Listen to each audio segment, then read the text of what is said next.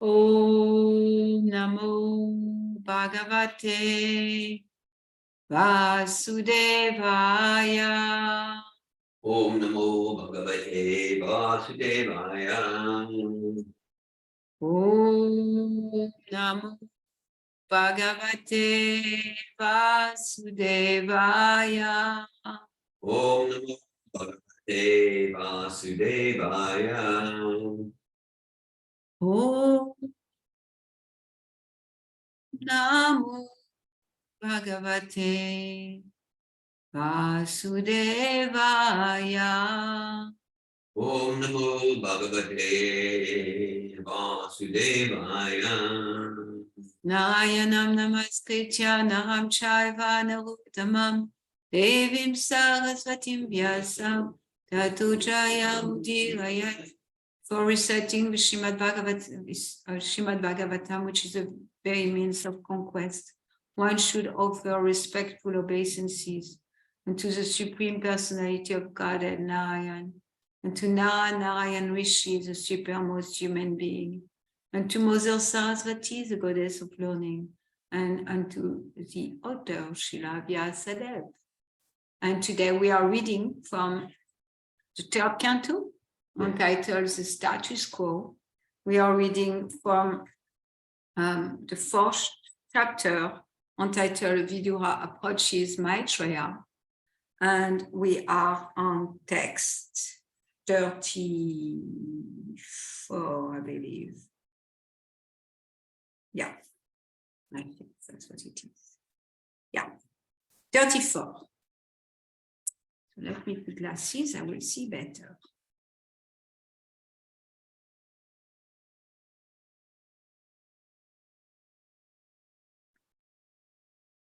We can do a Sanskrit words. Deyanyasam cha tasya evam dhiranam daya vardhanam anyesham duskarataram Pashunam Viklava Atmanam Deyanyasam Shatayasvam Deyanyasam Chatasyavam. Deyanyasam Chatasaivam Deyanyasam Chatasyavam. Dhiranam Daryavardhanam Dhiranam Daryavardhanam. Anyesham Duskarataram Anyesham Duskarataram. Anyesham Duskarataram Anyesham Duskarataram. Ushunam Viklavatmanam Pushunam Viklavatmanam. Deyanyasham Chatyasaivam Deyanyasam Chatasyavam. Dhiranam Daryavardhanam Anyesham Duskarataram Anyesham Duskarataram. Ushunam Viklavatmanam Pushunam Viklavatmanam. Deyanyasam Chatasaivam Deyanyasam Chatasyavam. Dhiranam Daryavardhanam Anyesham Duskarataram Anyesham Duskarataram. Ushunam Viklavatmanam Pushunam Viklavatmanam. Deyanyasam Chatasyavam.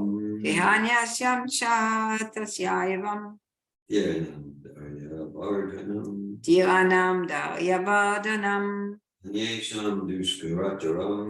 Anyesham Duskarataram Pushunam Viklavatmanam. Ushunam Viklavatmanam. Anyone online would like to chant? Deyanyasam Chatasaivam Deyanyasam Chatasaivam Dhiranam Dhairavardhanam Dhiranam Daryavardhanam Anyesham Dushkarataram Anisham Duskarataram Pushunam Viklavatmanam Pushunam Viklavatmanam.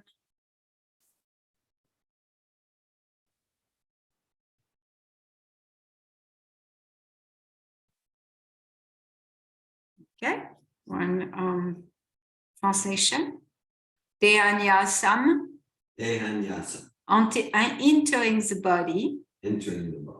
Cha, Ja, also. also. Tasya, Tasya, is. is.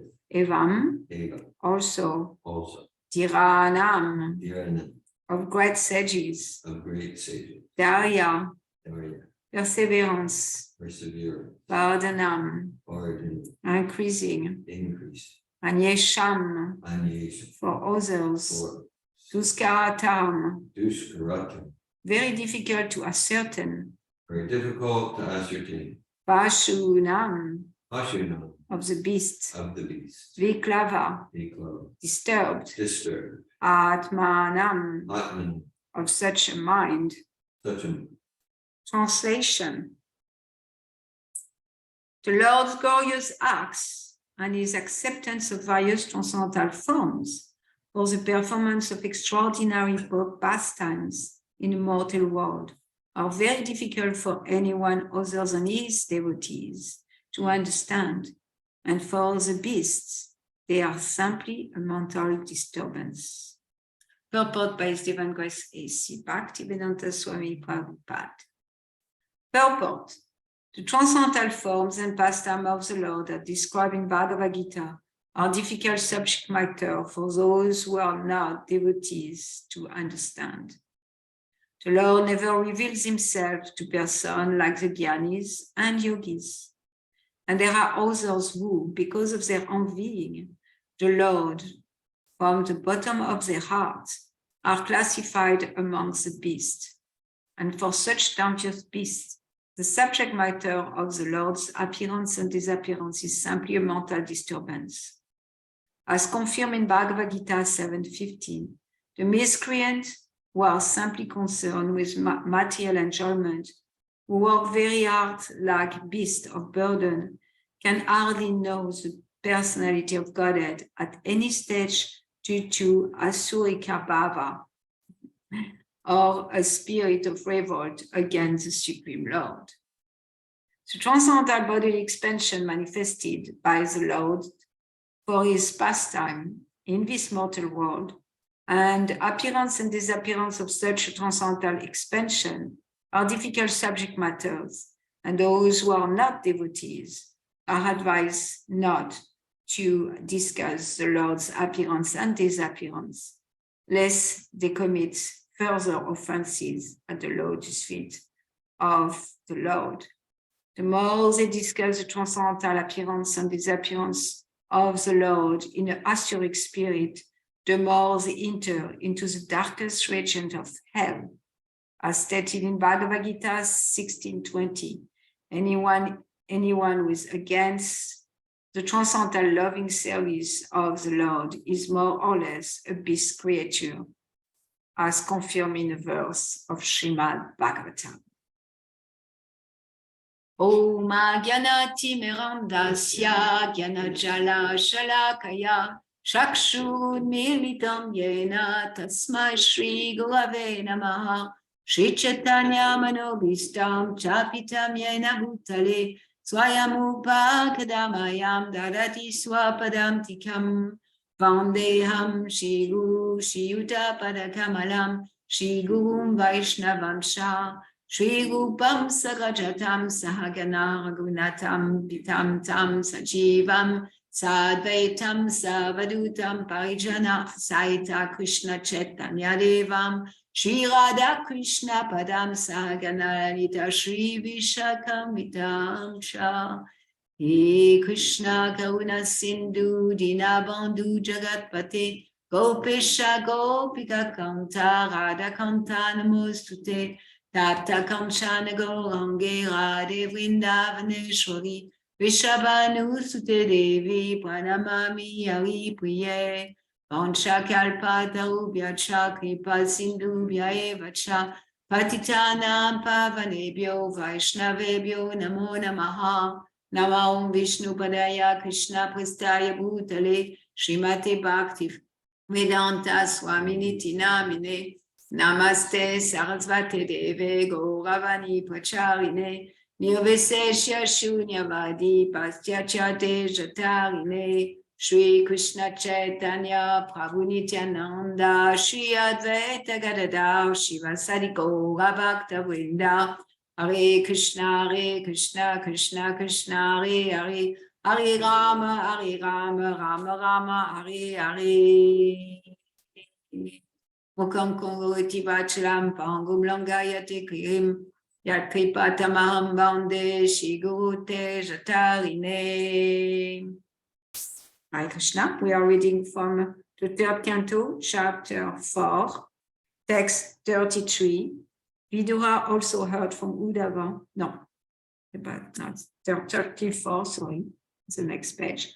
The Lord's glorious act and his acceptance of various transcendental forms for the performance of extraordinary pastime in a mortal world are very difficult for anyone other than his devotees to understand. And for the beasts, they are simply a mental disturbance. So heavy, huh? Sukadev Goswami is speaking and continuing to narrate. And Vidura is a proper recipient. He's one of his devotees. And for the devotee, it's very easy to understand because the devotee is in love, is completely in love with the Lord. And so whatever the Lord do, the devotee is in awe and reverence, or the devotee is in love, the devotee is appreciated, the devotees just want more. Come and come, every incarnation. It's like, of course, we have Lord Krishna coming as his eternal form. But here I speak about, all acceptance of his various transcendental forms.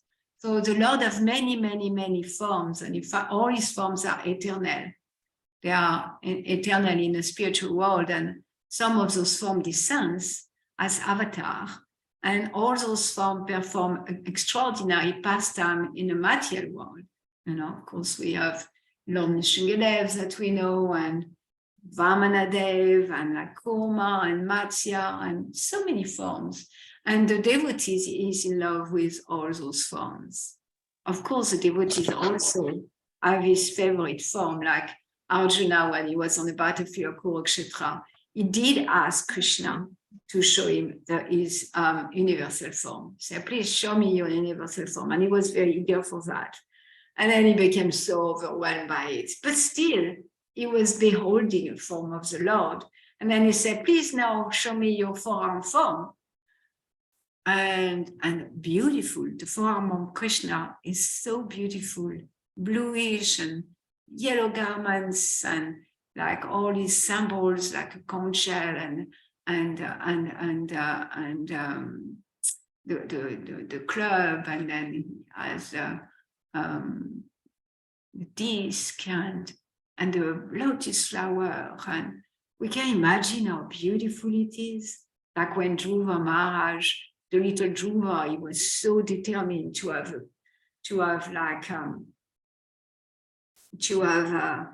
a kingdom bigger than his father.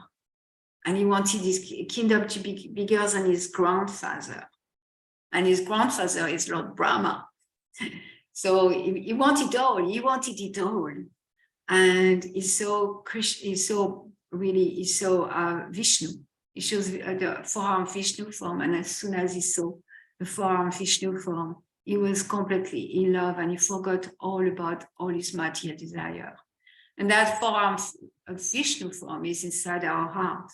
And we can too connect and see that form and forget about all our material desire, all our material attachment, just by being in contact with our best friend and connecting with him and seeing his beauty and experiencing his love. So the devotee, that's where he is. The devotee is just in love with Krishna. So for the devotee, it's not very difficult to appreciate, understand, to the degree that the Lord allow understanding, the appearance and disappearance of the Lord. Tisham Satata Yukta Nam Bhajata Priti Purvakam Dadami Buddhi Yogantam Yenamamupa Yantiti. The Lord said in the Bhagavad Gita that if you worship me, when you worship me with all your heart, then I will give you the understanding by which you can come to me. So it's like a constant back and forth between the Lord and the devotees. And that back and forth between the Lord and the devotees is based on surrender. The more they surrender, as they surrender unto me, I reward them accordingly, Krishna said in the Bhagavad Gita. And that reward is, according to our surrender. And the more we surrender, the more we get knowledge of the Lord. The more we understand the Lord, the more we want to surrender. And the more we surrender, the more we get knowledge about the Lord. And like that, it's unlimited amount, like Ananda Bodhivardhana is extensive, unlimited amount of new realization, new knowledge of the Lord, new understanding of the Lord, and new relationship with the Lord too. So that's for the devotees. But here it doesn't focus on the devotees. Here it's kind of focusing like unless someone is a devotee, it's very, very difficult to understand. And even for some people, it becomes like a disturbance. I can see like one of my brother, it's a disturbance for him that there is the Lord. It's a disturbance that there is he get agitated. And I remember when I was in high school, I had a best friend and I wasn't religious. I didn't even have a religious past. I was just secular person. I had a lot of inner life always, but I didn't know what that inner life, was. But I was secular. And that friend, she couldn't stop. She couldn't stop like criticizing Jesus, criticizing anyone who had come to do something with Jesus. If she will enter a room and there was a cross, she had to leave. And I couldn't understand. I said, what a big deal. Why is it a problem for you? And, another member, my stepfather was like that. He couldn't even enter in a church. Churches are so beautiful in Europe. They are like art, like so much art in church. The whole artistic talent of the medieval age and the Renaissance, it was all directly toward God. So he loved art, but he couldn't stand a church if it was still a church. If it was a museum, it was okay. And so it's like it's confusing. It's confusing. How come, like just in my life, I can think of half a dozen of people like that are disturbed, not simply neutral. Like I was, it's religion, and it's nice, and I liked religious people. I always felt attracted by religious people, but there's people who are disturbed by hearing anything about God, or about Muhammad, or about Jesus, or about Srila Prabhupada, about Krishna. And they're called beasts here. And it's very heavy, like it could be feeling like, oh, it's judgmental, like Srila Prabhupada is so judgmental, Srila Sukadev Goswami is so judgmental. He called innocent people beasts because those people I'm speaking about are just normal people, like my high school friend, I saw her in 2019. I went to France, I saw her. It was kind of very interesting because I left France in 87, something like that. And, I left. There was no cell phone, no smartphone. I just left. I didn't look back. I didn't communicate back. I didn't do anything. I just went traveling. And 30 years later, I saw her and she was so angry with me. I was thinking, oh, it's going to be fun to see someone 30 years later and, it was interesting for me. At least it was interesting and fun. And we used to be really, really close for a few years, and we traveled together and we've done a lot together. So I thought, oh, it's fun to see her. And she was so angry with me. She had kept angry with me for 30 years because I left and I never came back and I never communicated or I never anything. I was just traveling. Anyway, I understand, I was in her world because I had good communication skill. I was in her world and it was good for her. She felt understood by me and all that. And at the same time, at the same time, I could see like, oh my God, our life, is hellish for her. Our life was hellish. So many ways. She was an alcoholic. Her husband was an alcoholic. Our children, one of them had really a lot of problems. It was really hell. And so here I say, yeah, that's what's happened. If we deny the Lord, if we go against the Lord, if we criticize the Lord, if we say that there is no such a thing as the Lord, and then Srila Prabhupada referred to the 7th chapter. So I'm thinking we can go there since it's a small group. Maybe we can even read from the 7th chapter. But in the 7th chapter, it describes there is 4 people who never approach the Lord. And there is a specific mentality, duskritina. Duskritina, they are called duskritina. Duskritina means miscreant. Duskriti. They have no kriti. Duskritina, miscreant. And there is 4 types of people who never approach the Lord. Of course, if they never approach the Lord, they may receive the mercy because pure devotee and the Lord are very merciful. However, on their own, they will not approach the Lord. So we can look at the different name and their different mentalities. So Prabhupada says 7:15. 7:15, Sanskrit is Namam Duskritina Muda Prapadyante Naradama Mayaya Parita Jnana Ashuram Bhavam Ashritaha. So it reads, those miscreants who are grossly foolish, lowest among mankind, whose knowledge is stolen by illusion, and who partake of the atheist nature of demons, do not surrender unto me. So remember earlier I was speaking, it's all about surrender. The more we surrender to the Lord, the more we get to understand the Lord. And the more we get to understand the Lord, the less attached we are to the material energy or to have desire. The more we surrender on the Lord, the more we desire to surrender on the Lord and to the Lord. And the more we surrender unto the Lord, the more we want to surrender unto the Lord. It's like an upward spiral.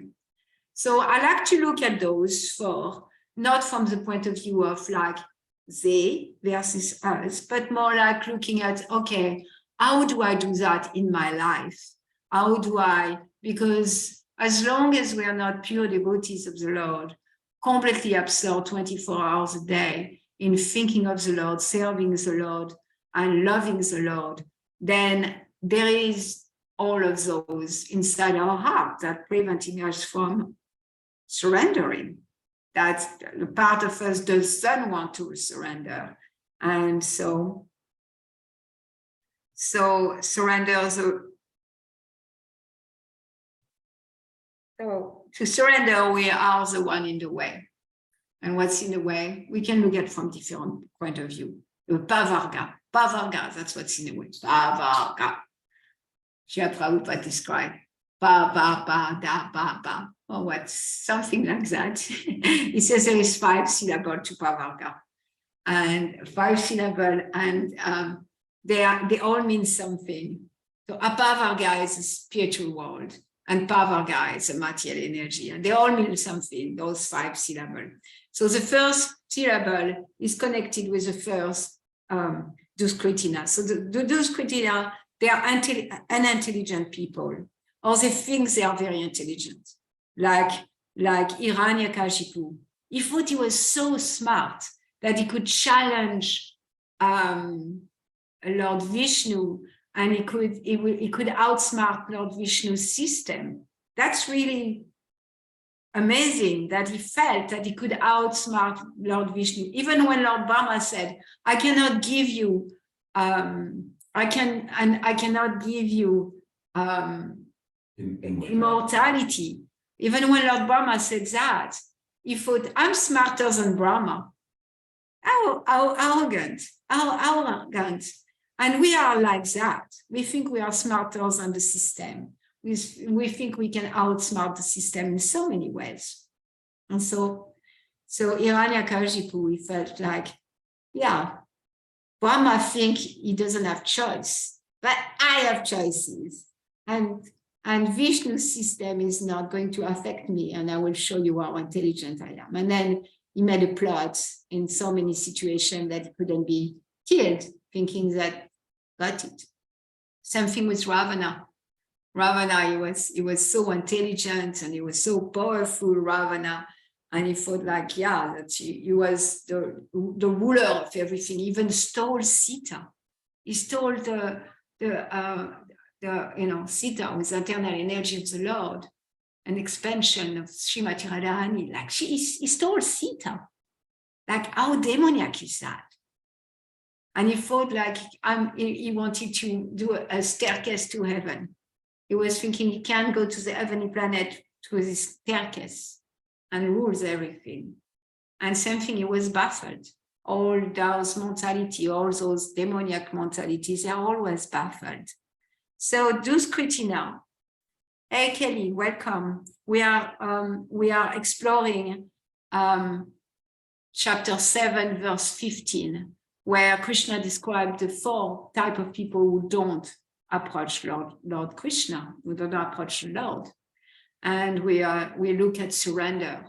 To the degree we surrender to the Lord, to that degree the Lord gives us intelligence, knowledge of himself, and understanding of his different forms, and how he's here for us, and his pastimes, for us to completely be absorbed and not think of anything else. And then as long as we are not surrendered unto Krishna, we are surrendered unto Maya. And when we are surrendered to Maya, a part of us doesn't want Krishna. A part of us doesn't want to approach Krishna. So we are looking at what that part of us. And I was speaking about Bhavarga 5. And then the first, so Duskritina means, intelligent plan maker. So we make plans all the time. Plans like Hiranyakashipu wanted to, jinx the system. We always make plans.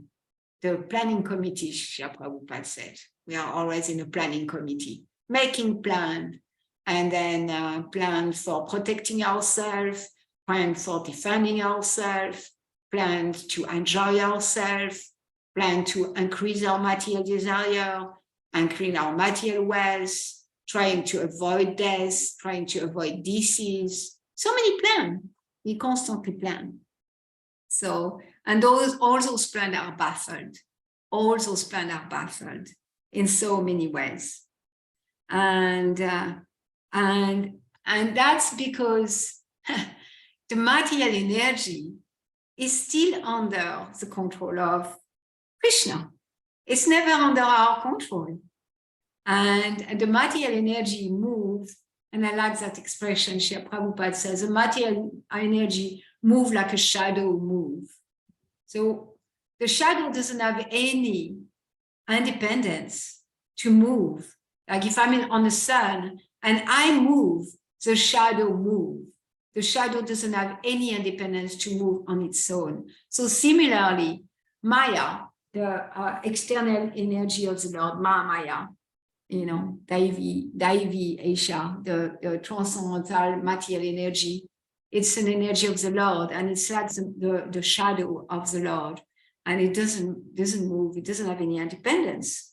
And so it's a very, very powerful energy. And even the most powerful demon, like Hiranyakashipu or Ravana, they didn't win. They didn't win. When it comes to Maya, because Krishna can move Maya, he can free us from the clutch of our entanglement in Maya. So those criteria, The first Duskritina is called Muda. And the Muda is a first of the 5 Pavarga. The first and the second of the 5 Pavarga. Pavarga means the first one is working very, very, very hard. So the Muda, there is 4 types, the Muda, Naradama, Mayaya, Paritagana, and Ashvarambhavam Ashrita. So the first is Muda, and we can all look at the Muda inside of us. The Muda works very, very hard to achieve something.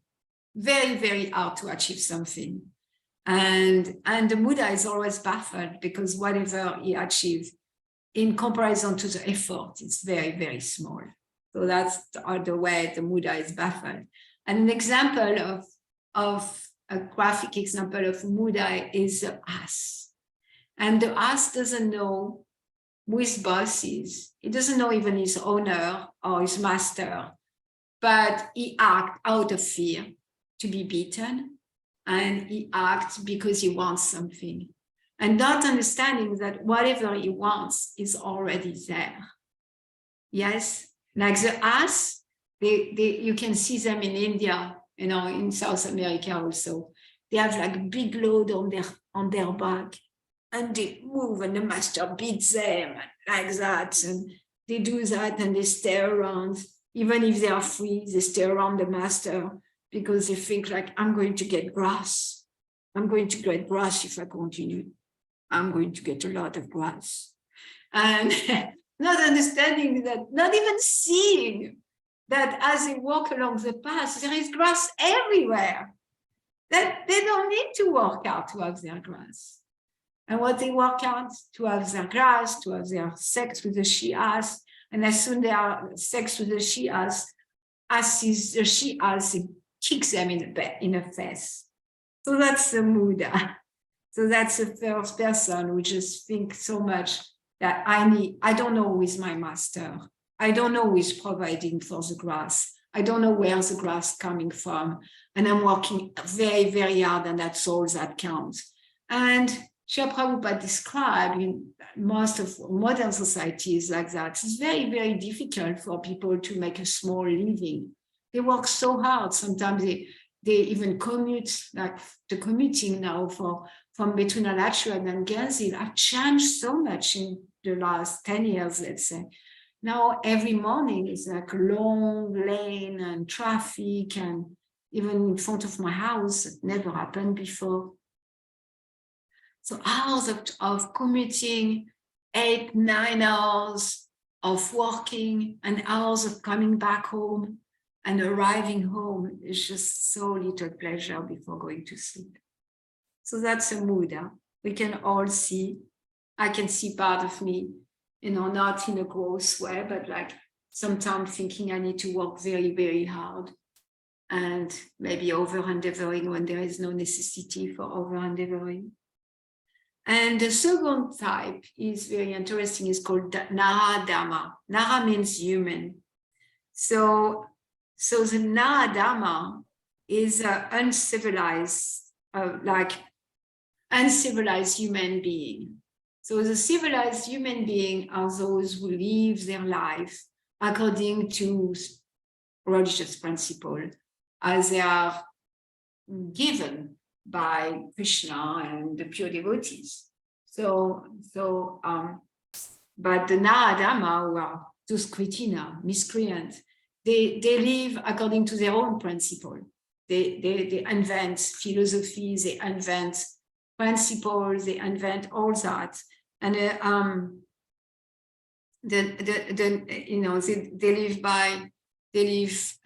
live a life, uncivilized life that is against a religious principle. And of course, someone can be a Muda and Naradama, and we are all Muda and Naradama, and refusing to surrender, refusing to accept that the Lord have a system, the Lord have laws, the Lord have principles by which we can save ourselves, by which we can go back to him. And if we follow those principles, then our life becomes successful, on purpose. And if we choose like, no, I'm going to do my own thing, I'm going to make my own principle, I'm going to have my own morality, and then it becomes zeros. It becomes all zero, because whatever qualities a person has, maybe the person is very intelligent or poetic or have so many qualities, all those qualities, they end at the end of the life and they have no value. They added nothing to that soul's journey. So that's the Naradama. And Srila Prabhupada gives the example that the Naradama, they are saved by the mercy of the Lord. And he gives the example of Jagana Madai, because the Naradamas, they have more possibilities, they have knowledge somewhere.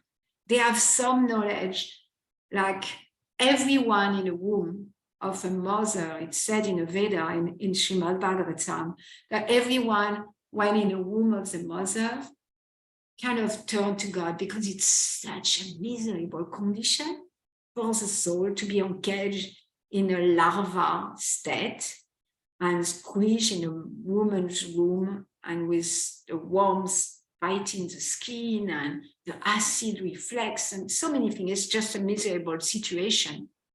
And the baby like pray inside the womb, please help me remember you, God. Help me remember you. I just want to spend my life remembering you. And then as soon as the baby comes, the mother and father, oh, you're so beautiful, you're so amazing, my little baby. And then the baby just forget in the arm of the parents, forget, oh, it feels so good. And then the baby start to like be in that downward spiral of what's most important, it's my comfort and nothing else. And I need to be comfortable. And then that lead to Naradama. So Jagana Madai, they were born in Brahmanical families. In fact, they were very well educated in Brahmanical family, but like they learn about the Vedas, they had an opportunity to learn about Krishna, but they became very attracted to sense gratification, to enjoyment. And because of that, they little by little degraded themselves. They started to eat meat. They started to have illicit sex. And then that led them to even, become to a place where they were acting in a way that was against the human laws too, like committing crimes. But because they were the constable of Navadvip, nobody said anything because they were the policemen. So, okay. So the Naradamas, they are human being who neglects the prime purpose of human life, really neglecting, even so they kind of have some sense of it. And then the next one, for those who just came back at heaven, we are exploring the 4 types of people who don't surrender to Krishna. And it's from verse 15 of chapter 7. So there is 4 Duskritinas, they are called. So the first one is us, Muda, who work very, very, very hard, always thinking like, if I work harder, I'm going to get what I want. If I work harder, and again, getting maybe a drop of what they wanted, but again and again thinking like, if I work harder, I can do it. Even so, everything is provided by the Lord according to our quota. And there is no need for that hard work. We need to be, doing our prescribed duty, but that's different, that mentality of working hard. I spoke about pavarga. So the second pavarga is foaming from the mouth.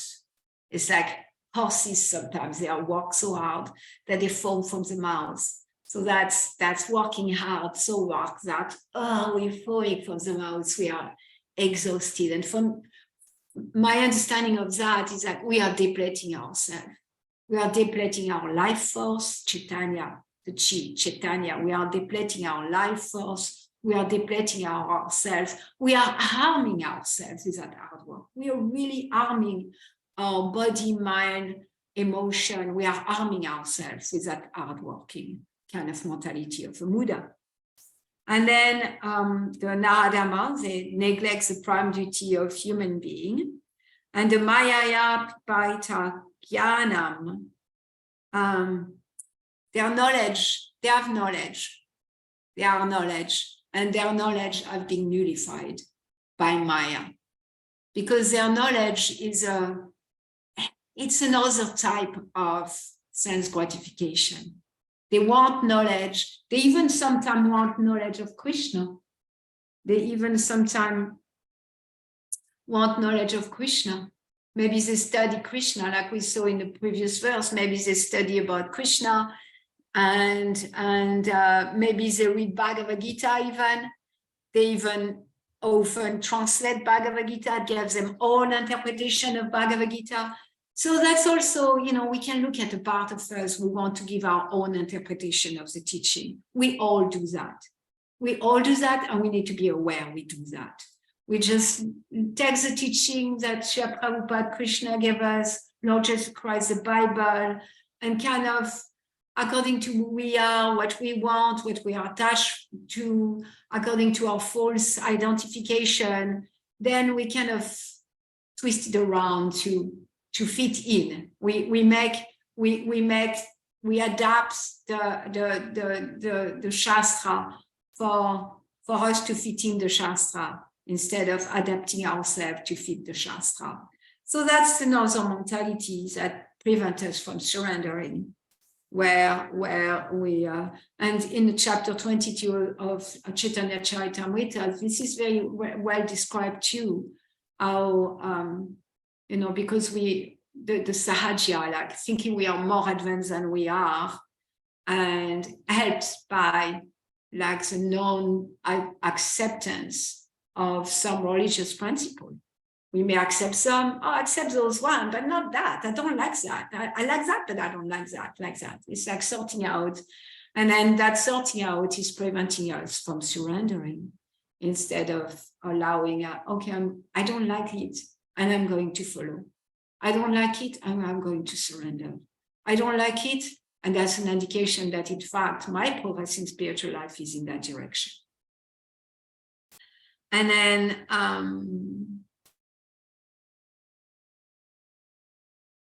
the last one is called,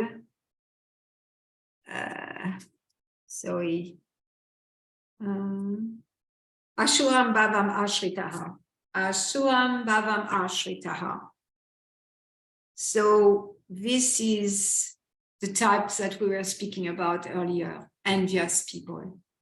Like when people are really envious. And I was describing earlier, like a few people in my life, or, in my life, previous life, high school life, that just were like so intense in criticizing spiritual people, or so intense in criticizing religious items, so intense in always wanting to speak about it. It's a little bit, it's interesting because they are not neutral. They need to speak about religious people. They need to speak, like in Europe, there's a lot of religious Muslim, and there's so many people like that in France, that they always need to speak. Look at them, look at those women, they cover their head, or those they have name for Christian people who go to church regularly, and they have name for everything in a very envious way, very, very envious way. And they are called Ashuram Bhavam Ashritaha. So it's demoniac. It's like they are demoniac principles. They are just atheists, and they want to argue. They want to argue the existence of God. They want to argue. They are openly envious, and they often create illicit incarnation too. Like in India, we see that. Like some people, they just worship someone or worship something. I think it's a case of the Jews. The Jews, when they created the golden calf, they were envious. So they created an illicit incarnation, and they worshipped that. And Moses was there. They could have just followed him. He was a pure devotee of the Lord, pure representative of the Lord. The Lord was speaking to him constantly. He knew what to do, he knew where to go. But no, they didn't follow Moses. They decided that they created some kind of form and they worshipped that and they rejected Moses and his instruction and his guidance. And then they suffered from that. So, Srila Prabhupada and the purports about those Ashram Bhavam Ashritaha. It's a long purport, if you have time to read it today, verse 15.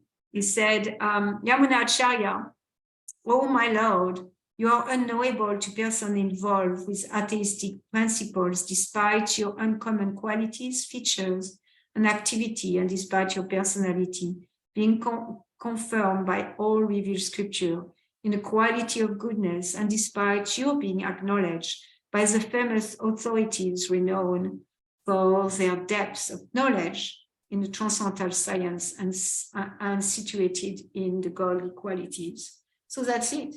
They were there with Moses and they denied him completely. So, in the Bhagavad Gita, in chapter 9, verse 11, Krishna says, Avana Chantima Muda, Manusim Tanu Ashritam, Parambhava Madhyanato Madbuddha Maheshwaram. Fools derive me when I descend in my human form. They do not know my transcendental nature and my supreme dominion over all that be. Can we imagine that if we were truly letting go of those four propensities inside our heart and truly knowing the dominion over us, like the full dominion that in fact we cannot even move our arm, our eyes, we cannot do anything without the Lord's sanction and the Lord's energy. So Prabhupada quote from the 16th chapter, so I'm just going to read that verse. He said,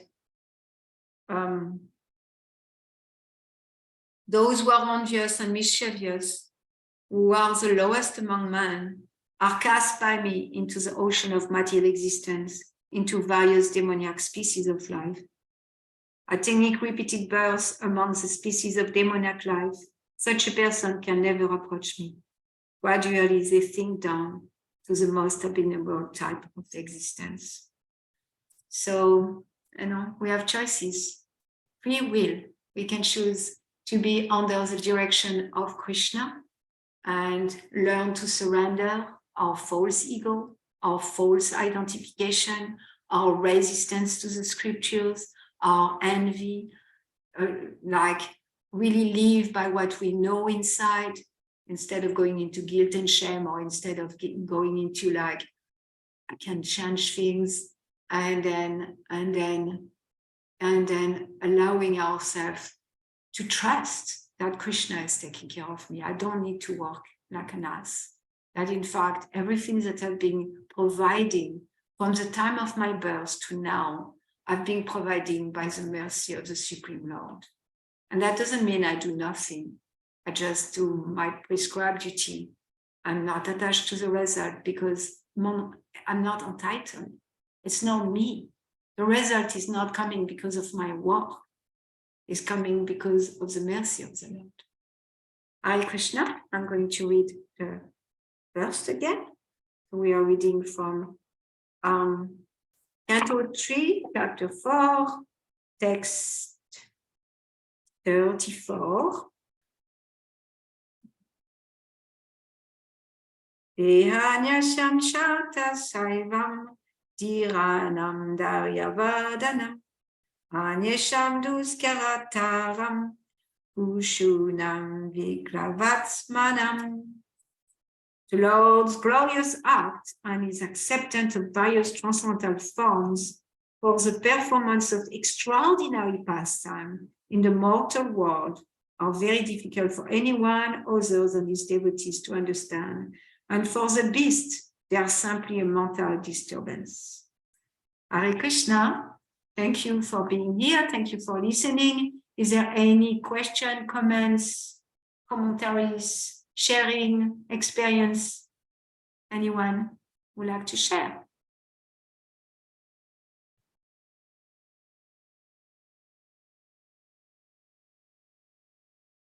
I know it's some verses and some classes, they focus on the difficult part of surrender and the difficult part of understanding how the cosmic manifestation work and the transmigration of the soul and what's happening to the soul according to the soul desire, activities, and use of the free will. Anandini? Yes, Hare Krishna, Mother Malini. Thank you. Hare Krishna. I somehow, I think I missed part of, you were speaking of these 5 obstacles to surrender, or that's how I understood. Oh, the Pavarga. I just said 2 of them. Oh, First okay. one is working very, very hard because they connect with the Buddha. And the second Pavarga is foaming at the mouth, like working so hard and then foaming, like depleting ourselves. And then the next one is disappointment, because no matter how much we have given, depleted ourselves, work hard, we are going to be disappointed because the material energy is not going to give in proportion to the work or the forming of the mouth. So that's the third one is disappointment. And then the next one is fear, like really the fear of existing, the fear not trusting. It's connected with not trusting, not being letting go and preventing us from surrendering. And then the next one is death.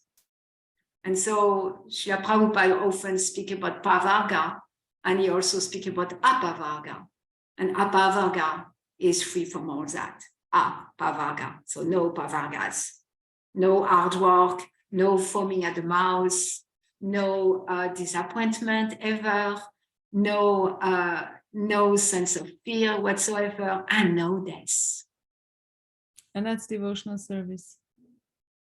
That's devotional service, that's, yeah. Mm-hmm. Okay, thank you. Okay, so I didn't miss it. You didn't. I didn't. I share only about the first 2 because they connect with the Buddha. But thank you for giving me the opportunity to share all 5. It's an interesting thing because there is no place where Srila Prabhupada, kind of go into it as according to a verse, but there is so many classes and so many purport where he spoke about Pavarga. And it says those 5 syllables, pa, va, pa, a, ba, a. I don't remember. Yeah. So Apavarga is a word for liberation. Like Liberation, mukti. And so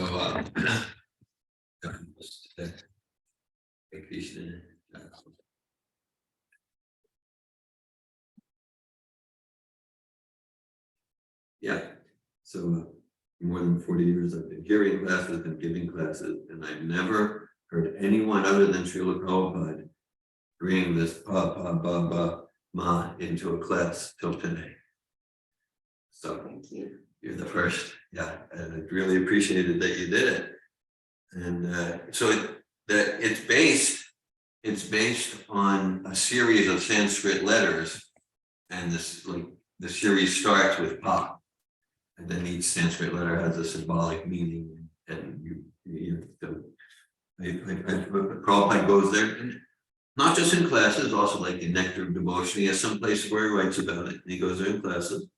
So thank you. I've never heard anyone go there in class, and so I much appreciated your entering into the text from the 7th chapter of Bhagavad Gita about the 4 types who never surrender to Krishna. It's a labials. You know what labials means?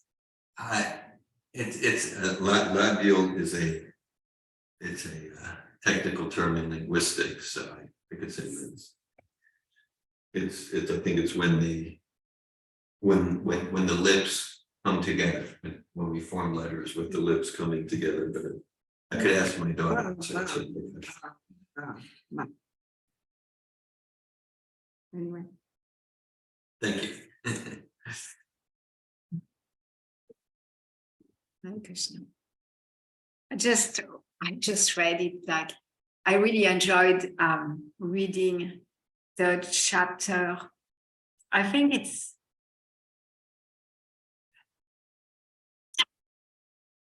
I don't remember the number, but towards the end of the 7th canto, there is those different chapters. One is about the Varnas, in fact, there is a lot about women's Varna and different Varna. And there is one about the ashram of sannyas. And then there is the Python Brahman speaking. And to me, they are just condensed like preaching of Srila Prabhupada in all those verse and purport of like the ABC of Krishna consciousness in such a clear way. And that's where you go over that. So I read it, I read it maybe a few weeks ago, and it stick to me. But if you have an opportunity to read that chapter about the Python Brahman meeting with Prahlad Maharaj, and that conversation between Prahlad Maharaj and this Python Brahman. Python means is like pythons. They are snakes, and they don't go and hunt. They just stay in one place until food comes. And no matter the size of the food, they go about it. And the Python Brahman it's just beautiful way that he gives a philosophy of renunciation, the philosophy of renunciation, Vanaprastha, sannyas. Hare Krishna, anything else?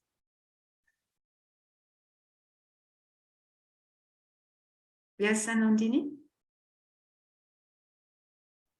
I'm happy to wait if someone else has something. I always have many things.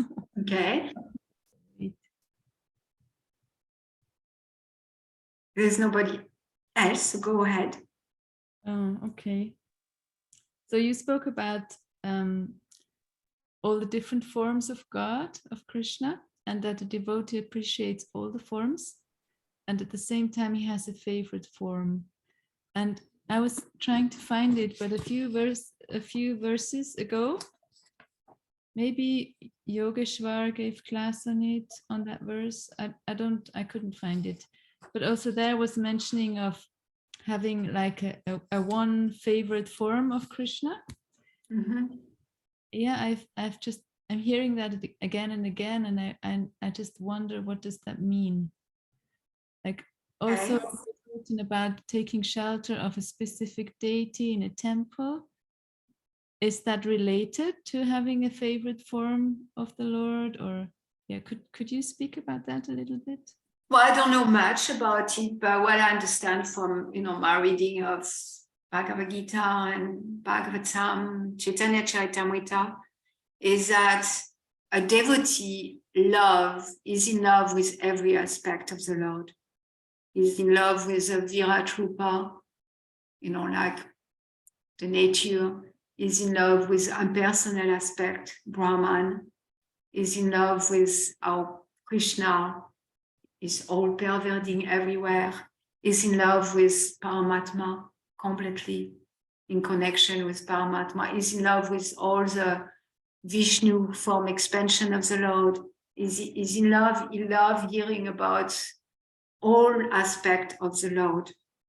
And he has a form, a specific form. And in what we are reading in Chaitanya Charitamrita, it goes a little further, because he loves a specific form, and he loves a specific devotees, and he loves a specific service to that Lord. So, because it's all about service. And so I remember when I was in Boston, there was such a high standard. In Boston, that's where I experienced really Pujari loving the deities with so much devotion. It was so inspiring. it was so inspiring. That's where I got trained in deity worship and went on the altar in Boston Temple. And I felt very fortunate because I went to other altar after that, but I felt so fortunate. That's where I got trained, because the devotees that were addressing the deity daily, they had so much love. They couldn't wait to go to, when they were going to town, they will find flower or something and they will buy them for their deities. And it was temple deities, were not own deities. It was just like so much love. And I remember the devotee who were addressing Jagannath Baladev and Subhadra every day. She was like a master of making turban for Jagannath Baladev Subhadra. She was so absorbed in Jagannath Baladev Subhadra. And she really didn't care about Krishna. She couldn't care less about Krishna, the coward boy. And, I don't know if it was, her eternal rasa or not, but it doesn't matter. It was really true for her. She loved Dwarkadish. She loves the king of Dwarka. And she was completely like in that mood. And then, Krishna, not interested in hearing about Krishna. And there is a pastime in the Chaitanya Charitamrita. I think Mohan Gupta is like that too. But there is a pastime in Chaitanya Charitamrita where when Lord Chaitanya traveled in South India, and he met a Brahman, and the Brahman is so attracted by Lord Chaitanya. And Lord Chaitanya, what he gives is Krishna Bhakti. And then the Brahman, because he was so attracted to Lord Chaitanya, he tried on that Krishna Bhakti. He tried on, chanting the name of the Lord, Krishna Bhakti. And after a while, he tried really hard because he wanted to surrender to Lord Chaitanya and he loved Lord Chaitanya. And after a while trying, he came crying to Lord Chaitanya. He said, I cannot let go of Ram. I cannot let go of Lord Ramachandra. He's my Lord. How can I, like that? He was crying because for him, his attraction was to Lord Ram and his love for Sita and his care of Hanuman. And, Murari Gupta was like that too, because he's an incarnation of Hanuman. So he's not going to let go of Lord Ram as his, deity and worshipable deity, and to worship the coward boy in Vrindavan, for example. So that's all I can share. Thank you. Hare Krishna. And the devotee were dressing Radha Gopi Vallabha in Boston. He was so absorbed in them. His love for them was, it's still inconceivable. I have goosebumps just thinking about it. It's just so inconceivable how much he loves those deities. And he left Boston because of family responsibilities. And he didn't ever worship another set of Radha Krishna deities. He does a lot of worship. He's like such a pujari. He lives in this community. And he have a Shalagram Shila or Govardhan. No, he have a Govardhan Shila and he have Gaunitai. He doesn't have Radha Krishna. Because he gave his heart to Radha Gopi Vallabha. And he gave his heart to Radha Gopi Vallabha. That's where his heart is. Hare Krishna. Thank you for your question. Any other comment, question?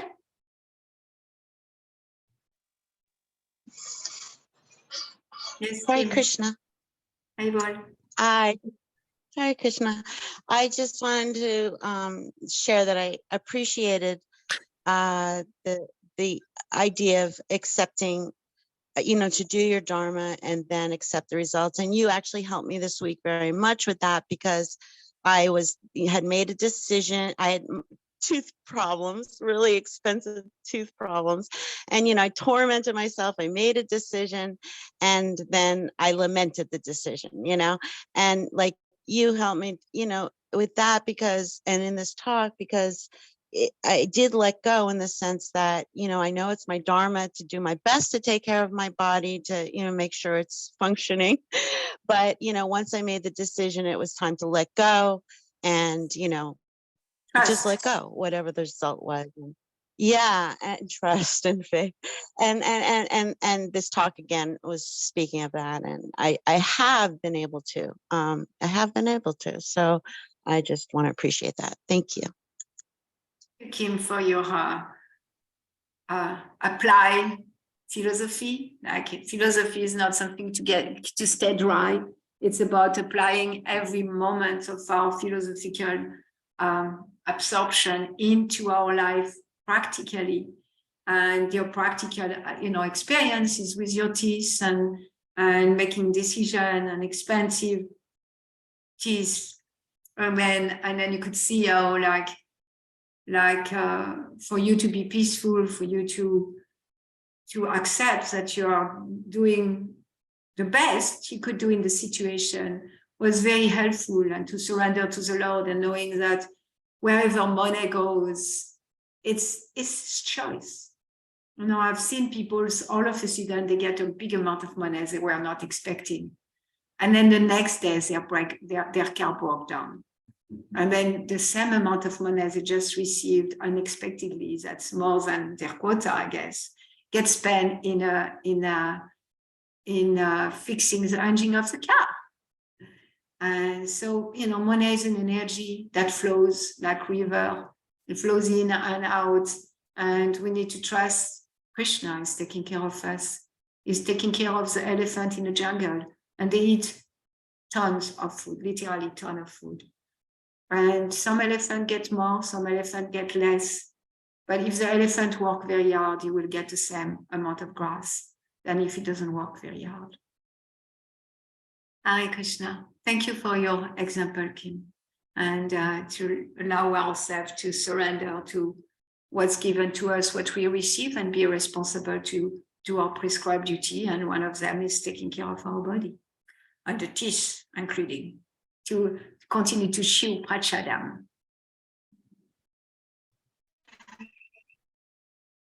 Thank you, Kim. Hare Krishna. Grantara Srimad Bhagavatam ki jai, Srila Prabhupada ki jai. Go Raprimanande Hari Haribol. Haribol. Haribol, Kelly.